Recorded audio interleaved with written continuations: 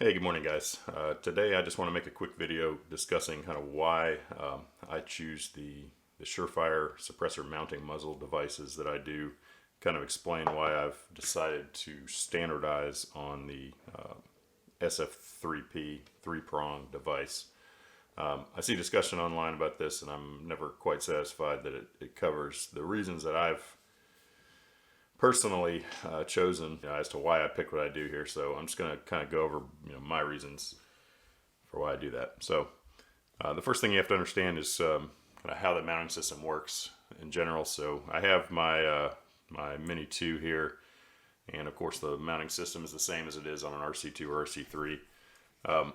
So the way it works is you just have this cylindrical part in here, so it's just a flat cylinder that goes maybe 1/2 to 3/4 of an inch down into the can, and that totally flat cylindrical interior surface just slides over and aligns with the rear part of the mounts.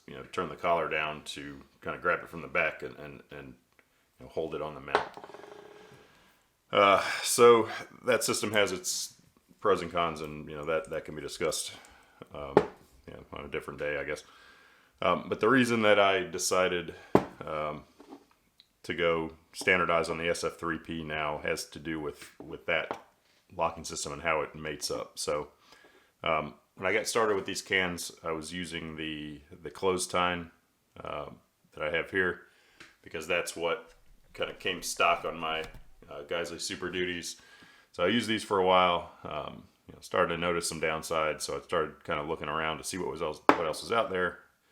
Got an SF3P, shot with one of those for a while, and decided that was for me. So the reasons have to do with everything to do with this locking surface.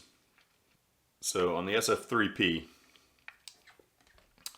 the cylinder, once the can is mounted, the cylindrical locking surface on the can stops right here. Okay, so you got flat surface in the can coming right up to this point, and as you can see, there's no gaps in the flash hider tines that extend further back than that point.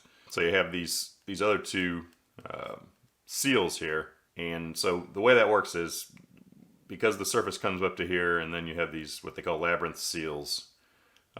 This setup is good for two things.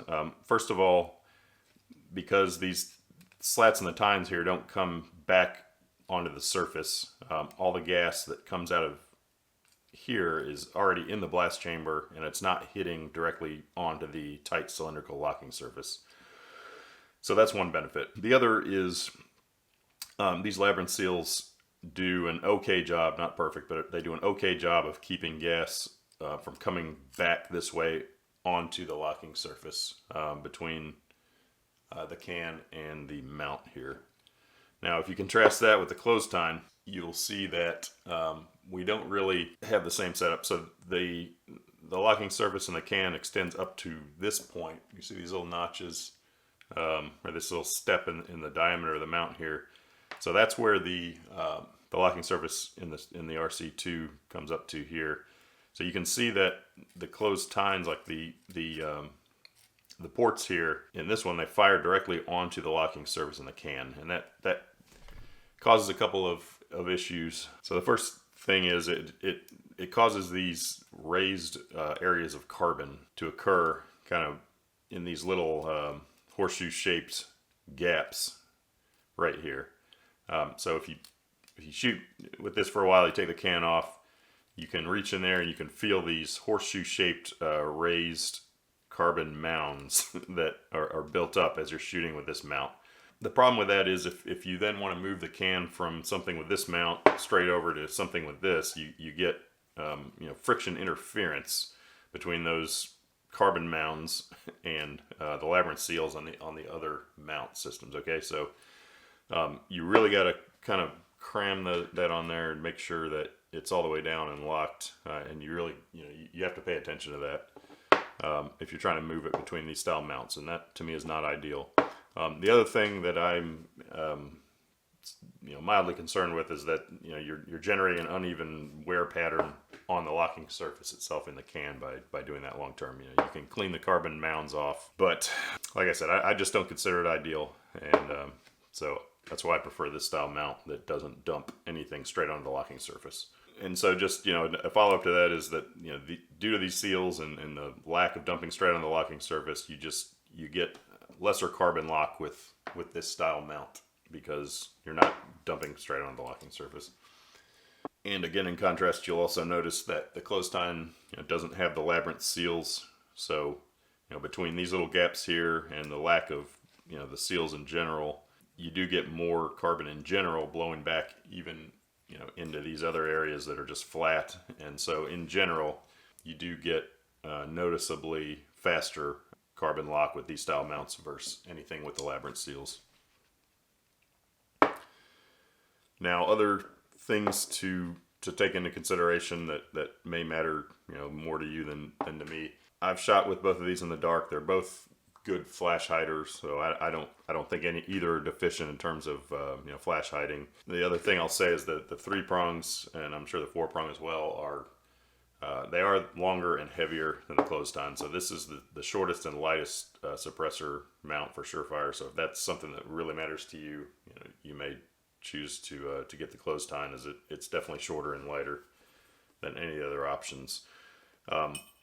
These are the only 2 I personally use. Now, based on what I know about the design now from using these, I can tell you that, anything with this style, with the labyrinth seals, including like the muzzle brake or the 4 prong, in addition to this, they will all, have all these same attributes I'm talking about in terms of keeping the carbon forward and not dumping straight onto the locking surface in the can. And then the war comps are going to be somewhat, more similar to this in terms of, they have the radial ports for the compensating effect, right across all through here, right through this area. So those ports are all going to dump, straight onto the locking surface, and you're probably going to end up with even, worse performance in terms of, these little carbon ridges and uneven wear on the locking surface in the suppressor that I've been talking about. So that's why I'm never going to, I have no plans to ever, use a war comp.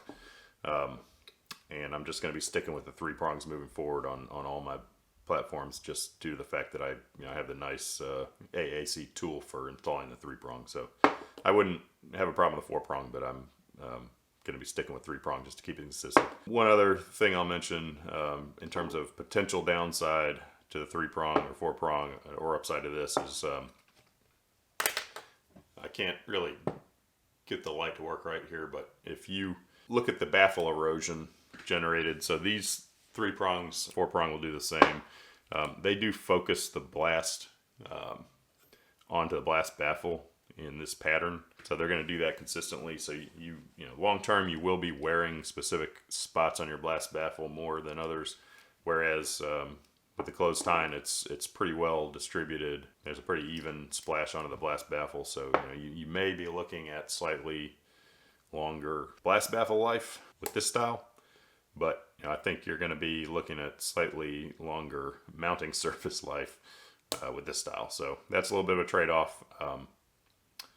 I'm fine with the blast baffle erosion. These cans are known for being just hyper durable, so in the event that I ever wear out the blast baffle, it'll take so much shooting that I won't care about buying new cans at that point anyway.